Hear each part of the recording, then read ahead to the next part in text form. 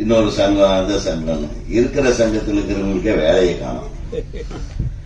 சரி, நீங்க புதுசா ஒரு சங்கம் ஆரம்பிச்சிருக்கீங்க.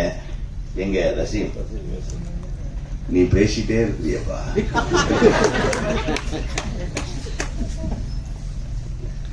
நீ நிறைய செய்யணும்னு ஆசைப்படுற.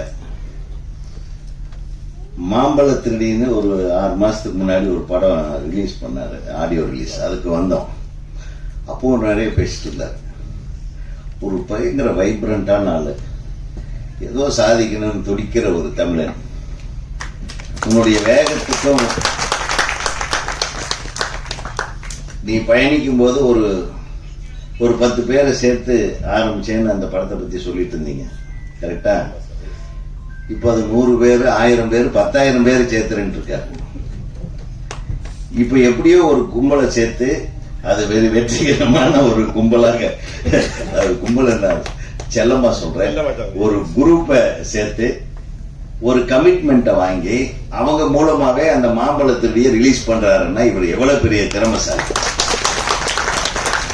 இந்த வித்தையெல்லாம் எங்களுக்கு தெரியாம போச்சு. ஏன் தம்பி, கரெக்டா? நம்ம கும்பலை சேர்த்தோம்னா யாரும் சேர மாட்டாங்க. ஏன்னா ஏதோ அதாவது ஒரு படைப்பாளி தன்னுடைய படைப்பு வெளியே வரணுன்றதுக்காக எவ்வளவெல்லாம் போராட வேண்டியதா இருப்பாருங்க. ஒரு தமிழ் இனத்தையே ஒண்ணு சேர்க்கிற முயற்சியில் ஈடுபட்டு கடைசியில டிக்கெட்டை விற்கிற ரேஞ்சுக்கு இறங்கி வேலை செய்வோம் அப்படின்றத சொல்றாரு. உலகளாவிய தமிழர்கள் இருக்கிற வரையிலும் உங்களுடைய முயற்சி நிச்சயமாக வெற்றி பெற வேண்டும், வெற்றி பெறும். எனக்கு என்னன்னே தெரியாம தான் வந்தேன். நான் ஏதோ ஆடியோ ரிலீஸ்னு தான் அவங்க பிஆர்ஓ சொன்னாரு. அது எப்பன்னு சொல்லல, ஒரு இன்விடேஷனும் அனுப்பல, எல்லாத்தையும் மறந்து விட்டுட்டாங்க. நான் வேற ஏதோ வேலையா போயிட்டு இருந்தப்ப, அண்ணா இன்னைக்கு தானே ஃபங்க்ஷன். என்னையா ஃபங்க்ஷன்? ஆடியோ ரிலீஸ் தானப்பா, அது இன்னைக்கா நாளைக்கான எந்த இன்விடேஷனுமே அனுப்பல. என் அன்பு சகோதரர், அருமையான ஆள்றாங்க. இப்படித்தான் எல்லாத்தையும் கூப்பிட்டியா? என்ன மட்டும் தானே? இங்க வந்து பார்த்தா இவரு அடி பின்றாரு. நீங்க எல்லாம் தந்த அந்த ஊக்கம் ஆரம்பிச்சு நாங்க ஒண்ணுமே பண்ணல. நம்ம என்ன எங்க பொழப்பு நடத்துறதுக்கே போராடி எல்லாம் ஜெயிச்சு வந்தோம். சாதாரணமாவ முதல்ல எல்லாம் வந்து, இப்பெல்லாம் வந்து குரூப்பா எதிரிக்க வர்றாங்க. அப்பெல்லாம் பக்கத்துல இருக்கிறவனே எதிரி. புரியுதா உங்களுக்கு? கூடவே இருப்பாங்க. சொதப்பல் சார் ப்ரொடியூசர் போய் ப்ரொடியூசர் அடுத்த படம் கொடுக்கறதுக்கு யோசனை பண்ணுவாரு. இதுதான் இந்த உலகம். இந்த போராட்டத்துக்கு நடுவில் ஜெயிக்கிறது தான் நம்மளுடைய திறமை. ஜெயிக்கிறதுக்கு திறமை மட்டும் பத்தாது, அதிர்ஷ்டமும் வேணும், ஆளுங்கட்சியோட சப்போர்ட்டும் வேணும்.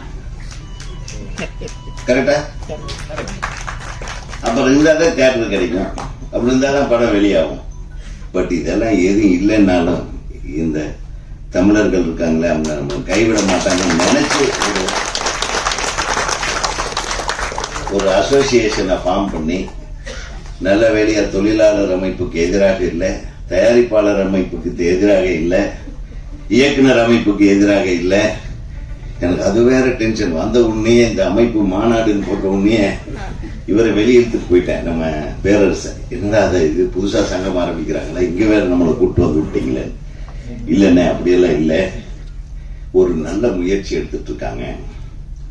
இந்த அமைப்பின் மூலமாக இந்த படத்தை மட்டுமில்ல, படங்களை தயாரிக்கிறதும், ரிலீஸ் ஆகாத நிறைய படங்களை நீங்க வெளியிடுறதுக்காக முயற்சி எடுக்கிறதும் இந்த கொள்கைகளை அடிப்படையாக கொண்டு நிறைய பேரை இந்த கூட்டமைப்புல சேர்த்து அவங்களுடைய இன்வெஸ்ட்மெண்ட் எல்லாத்தையும் ஒன்னா சேர்த்து வர்ற லாபத்தை பங்கு போட்டு சொல்லி அதை செயற்குழு உறுப்பினராக நானும் சேர்ந்துக்கலான்னு பாக்குறேன். சார் கிடைக்கும் அண்ணே, 1 லட்சம் பக்கத்துல வந்து உட்கார்.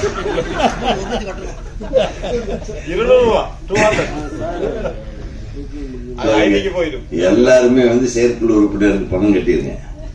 எத்தனை பேருப்பா? செயற்குழு 150 சார். 150 பேர் கமிட்டி மெம்பர். அது எப்படி செலக்ட் பண்ணீங்க? குழுக்கள் இல்லையா? இல்ல 5000 10,000 பேர் வந்து ஃபர்ஸ்ட்டுக்கு நாங்க செயற்குழு தான் உருவாக்கினோம். சரி. அந்த செயற்குழுல இருந்து 30-40 பேரை சூஸ் பண்ணி தான் உயிர்படுத்துது. தமிழ்நாட்டுல இல்ல அந்த வேர்ட், ஸ்ரீலங்காவில் இருக்கு. உயிர் கூட உறுப்பினர்கள். இப்ப நம்ம மெம்பர்ஸ், அதுல ஃபேன்ஸ் கிளப். நன்றி. அதுல இன்னொரு வார்த்தை சொன்னார் தம்பி, இதுல தயாரிக்க போகிற படங்களை எல்லாத்தையுமே நானே டைரக்ட் பண்ண போறது இல்ல, புதியவர்களுக்கு வாய்ப்பளிக்கிறேன்னு சொன்னாரு. அந்த இடத்துல தான் எனக்கு கொஞ்சம் சந்தோஷம் ஜாஸ்தியாச்சு. ஏன்னா தமிழ்நாடு திரைப்பட இயக்குனர் சங்க தலைவருக்கு முறையில் நீ கூப்பிட்டு இல்லையா, நாங்க வந்த இல்லையா, நான் சொல்றதை நீ கேட்கணும். நல்ல கதையோட வர்ற எங்க இயக்குனர் சங்க உறுப்பினர்களுக்கு நீ வாய்ப்பு கொடுத்தா மட்டும்தான் அடுத்து நீ நடக்கிற மாநாட்டிலேயே நாங்க வந்துருவோம், வருவோம், இல்லைன்னா வரமாட்டோம். கரெக்டா? நல்ல கைத்தட்டு. அதாவது இந்த வார்த்தையே இந்த மாநாட்டுக்கு கிடைச்சா வெற்றி. நான் என்ன சொல்றேன்னா, நீ டைரக்ட் பண்ணு, நல்லா பண்ணு, உன்னுடைய வெற்றியை தொடர்ந்து அடுத்தவர்களை வெற்றியாளர்களாக மாற்றுவேன் என்று சொன்ன வார்த்தை எனக்கு பிடித்திருந்தது. அந்த வெற்றியாளர்கள் ஏன் எங்கள் இயக்குனர் சங்கத்திலிருந்து வரக்கூடாதுன்னு நான் கேட்கிறேன். அதான் சொல்றேன். ஸோ அதை நீங்க அதை முறைப்படி அதை சரியா செயல்படுத்துங்க. இன்னும் பெரியவங்க எல்லாம் இருக்காங்க. இப்ப என்ன அடுத்தது என்ன நடக்க போகுது சார்? அடுத்தது இந்த சார் வந்து எங்க இசையமைப்பாளர். ஆமா, எங்க அண்ணன். ஆனா என்னுடைய ஒரு ரிக்வெஸ்ட், இல்ல குயிக்கா முடிப்போம் சார், 1 hour குள்ள முடிச்சிருவோம் எல்லாரும் உட்கார்ந்து. இல்ல இப்ப என்ன அடுத்து என்ன ஆடியோ ரிலீஸா? விட்வா சாங் ரிலீஸ் பண்ணுவோம். இப்ப ரிலீஸ் ஆயிடுச்சு, வந்து பார்த்தோமே. சிடி அதெல்லாம் இந்த இசை சம்பந்தப்பட்ட விஷயங்களை ரிலீஸ் பண்றதுக்குன்னு ஒரு மிகச்சிறந்த இசைஞானியோடைய இனிய தம்பி அண்ணன், எங்களுடைய அண்ணன் வந்து கங்கை அம்மன் அவர்கள் இருக்கிறார்கள். அவர் என்ன ஒரு சாதாரணமான ஆளே கிடையாது. அவர் இயக்குன படம் தான் தமிழ்நாட்டு வரலாற்றிலேயே அதிக நாள் ஓடின படம். டைரக்டர்லயே நம்பர் 1. அவ்வளவுதான். அந்த கரகாட்டக்காரன், அதாவது கிட்டத்தட்ட அதுக்கு முன்னாடி அம்பிகாவதி, அமராவதி, நம்ம பாகவதர் படங்கள்லாம் வேற வழியே இல்லை. ஒரு 2 படம் தான் எடுப்பாங்க. அது மட்டும்தான் 4 வருஷம் ஓடிட்டு இருந்தது.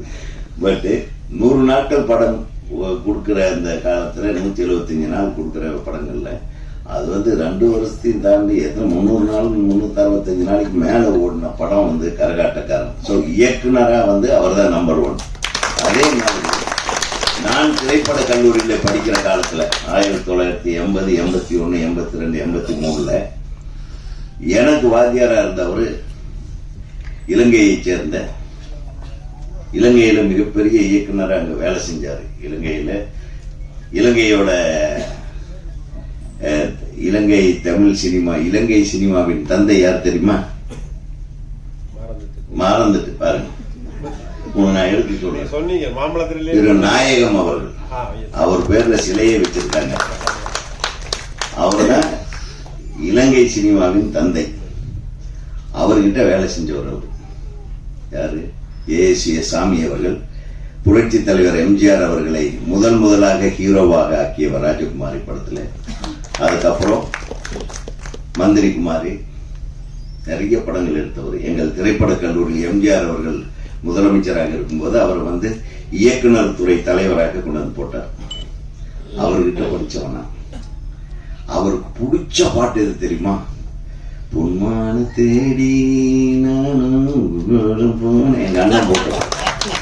அவர் அடிக்கடி அந்த பாட்டை பத்தி சொல்றாரு. அதான் சொன்னேன், அதாவது ஒரு மாபெரும் மேதை, இயக்குனர் மேதைன்னு சொல்லலாம்.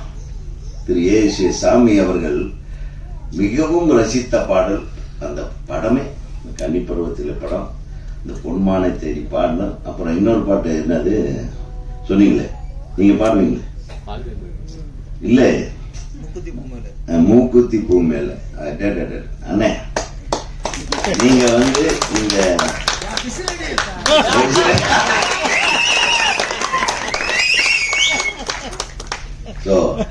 மாபெரும் இசையமைப்பாளர் மட்டுமல்ல, அவருடைய பாட்டு இந்த மான் சொந்தமான் பக்கம் வந்துதான் சிந்து பாடும். அப்பப்பா, எங்க அண்ணன் காலை தொட்டு கும்பிடுனா எல்லாரும் பாட்டு உட்கார்ந்து ஃபைல் எடுத்து எழுதுவாங்க. இவரு நடந்துகிட்டே கிறுக்கி எழுதிடுவாரு. இதுதான் பாட்டு. அந்த பாட்டு சூப்பர் ஹிட் ஆகும். ஒரு பாட்டு எழுதுறது very very very very small time. ஒரு 2 நிமிஷம் 3 நிமிஷத்துல பாட்டு எழுதக்கூடிய ஒரு பாடலாசிரியர்னா அது கங்கை அமரன் மட்டும்தான். வேற யாராலையும் என்ன? என்னுடைய படத்துல ஒரு பெரிய தத்துவ பாட்டு ஒண்ணு, ஓரங்கா ஸ்ரீலங்கா கொப்பரத்தை, அங்க கூட ஸ்ரீலங்காவை மறக்கல. ஆமா, அதை பத்தி ஜாஸ்தி வேண்டான்னு சூப்பரா அண்ணே எதுக்குன்னே இந்த மாதிரி ஒரு பாட்டுன்ற இது நல்லா இருக்கு போ அப்படின்ட்டாரு. என்னுடைய படத்திலேயே அண்ணன் பாட்டு எழுதியிருக்காரு. அது நிறைய படம், புதிய வானம் கூட அண்ணன் எழுதினாங்க. ஸோ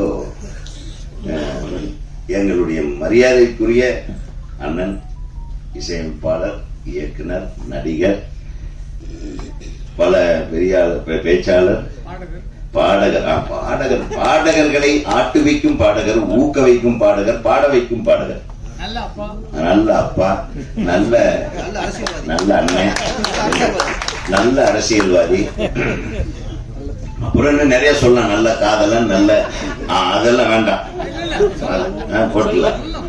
ஆக மொத்தம் அவர் இன்னைக்கு சந்தோஷமா இந்த மேடையில் இருக்கிறது, நல்ல உடல்நலத்தோட தேக ஆரோக்கியத்தோட நீடூழி வாழ வேண்டும்னு எல்லாரும் ஒரு தடவை கைத்தட்டுவாங்க. அவர் நல்ல மனசு. எப்பவுமே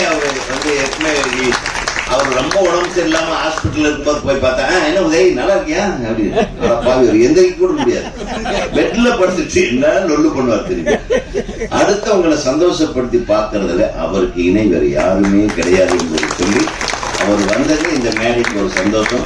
அவர் அதாவது சரியான ஒரு தலைமையை நீ கூட்டிட்டு வந்து வச்சிருக்க. அதே மாதிரி நம்ம அண்ணன், நம்ம ராஜண்ணனை பத்தி சொல்ல வேண்டியதில்லை. ராஜண்ணன் எங்க வர்றாரோ அப்போ அவர்கிட்டயும் கேட்டேன், அண்ணே இது என்னென்ன சங்கம் நமக்கு ஆர்பஸ் இல்லப்பா, இதுல நல்ல சங்கமா தெரியுதுன்னாரு. சரி ஓகே. எங்க விஜய் முரளி போயிட்டா, ஓகே அது ஓகே பரவாயில்ல. அண்ணன் ஓகே, நம்மளுக்கு கொஞ்சம் தைரியம் வந்துச்சு. நம்ம வேற இப்ப இருக்கிற சிக்கல்ல நம்ம மேல எவரேஜ் கேஸ் போட்டாங்கன்னா, தம்பி சங்கம்னு பேர் வைக்கிறது ஜாக்கிரதை வைக்கணும். மாநாடு, சர்வதேச இதெல்லாம் association okay, all the best. நீங்க உங்களுடைய நல்ல மனசுக்கு எல்லாரையும் இணைத்து நீங்க ஜெயிக்கணும்னு நினைக்கிறீங்க. நீங்க மட்டும் இல்ல, மற்றவர்களையும் ஜெயிக்க வைக்கணும்னு நினைக்கிறீங்க. உங்களுடைய ஆர்வத்திற்கும் உங்களுடைய முயற்சிகளுக்கும் நிச்சயமாக ஒரு மிகப்பெரிய வெற்றி அமைய வேண்டும் என்று எல்லாம் உள்ள இறைவனை பிரார்த்திக்கிறேன். இதோ என் தம்பி அடுத்தது மிகப்பெரிய வில்லன். அவர் சிரிப்பு இல்லை. அவர் நான் சொன்னேன், நீ ரொம்ப வில்லனாவே நடிக்க கூடாது அப்படின்னு. ஏன்னா அவர் சிரிக்க வச்சு வில்லனா வர்றாரு பாருங்க, அதெல்லாம் அப்ளாஸ் தான். தம்பி வந்தாலே அப்ளாஸ். ஆமா. அப்புறம் நம்ம அண்ணன் யாரு, நம்ம பேரரசு வந்திருக்காருன்னா, உங்க குருநாதர் மேல சொல்லிட்டேன். அதுக்கு மேல நான் என்ன சொல்றது? என்னுடைய பேரன் அவரு, என்னோட அசிஸ்டன்ட்டுக்கு அவர் அசிஸ்டன்ட். அதனால அவரு இன்னைக்கு இளமை துள்ளலோட நீங்க ஒரு படம் எடுக்கணும்னா பேரரசு சார் கூட வச்சுங்க. அவர் நல்லா இப்ப அப்பா வேஷத்துல, அண்ணன் வேஷத்துல, அங்கிள் வேஷத்துல, மாமா வேஷத்துல எல்லாம் நடிச்சிட்டு இருக்கிறாரு. மாமா தான் இப்ப ஈஸி, ரொம்ப கொஞ்சம் அந்யோன்யமா இருப்பாங்க ஹீரோக்கள் எல்லாம். அப்புறம் நம்ம இயக்குனர் என்னுடைய அன்பு சகோதரர் மணிபாரதி இருக்காங்க. அவங்க எல்லாம் ரொம்ப நாங்கெல்லாம் ஒன்னா பயணித்தவர்கள். ஏன்னா ஒரு மிகச்சிறந்த எழுத்தாளர் வேற, பத்திரிகை துறையில் இருந்தப்போ என்னை எல்லாம் பேட்டி எடுப்பாரு. நான் சரியா எடுக்கலன்னா என்னை கூப்பிட்டு திட்டுவாரு, இல்லைன்னா என்னை போய் தப்பா எழுதுவாரு. அது மாதிரி சரியா திருத்திக்கங்கன்னு சொல்லுவார். அது மாதிரி அதாவது ஒரு நேர்மையான மனிதர்கள் இருக்கிற இந்த மேடை நிச்சயமாக உனக்கு எல்லாம் உள்ள இறைவன் ஒரு வெற்றியை தர வேண்டும் என்று கூறி என்னுடைய விட்பா வெற்றிகரமான விட்பாவாக வளர வாழ்த்து கூறி விடைபெறுகிறேன். நன்றி, வணக்கம். நீண்ட தூரம் பயணிக்க வேண்டும்.